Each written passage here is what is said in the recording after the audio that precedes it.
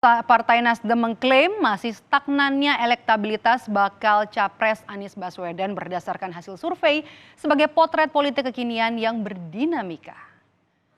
Sekjen Partai Nasdem, Hermawi Taslim optimistis hasil survei akan berubah seiring dengan sinergitas antara relawan hingga partai koalisi.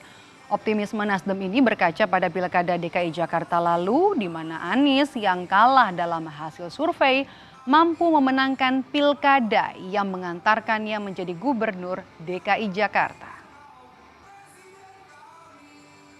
Dengan partai koalisi, dengan relawan dan dengan kelompok-kelompok masyarakat yang mendukung Anies, kami akan terus membangun kekuatan real untuk mempersiapkan diri menghadapi pencoblosan yang akan datang.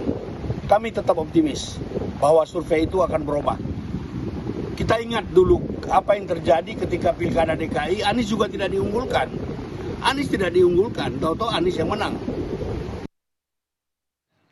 Sementara itu, Sekjen Partai Keadilan Sejahtera menyebut elektabilitas Anies yang terkesan stagnan akan menjadi warning atau peringatan bagi koalisi untuk mengubah strategi pemenangan. Habib meyakini Anies Baswedan akan mereview hasil survei yang ada.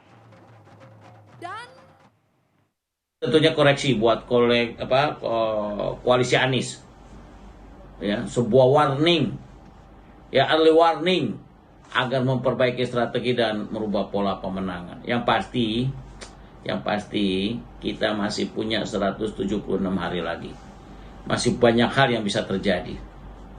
5 bulan ke depan masih banyak hal yang bisa kita kerjakan untuk mendongkrak elektabilitas Anies.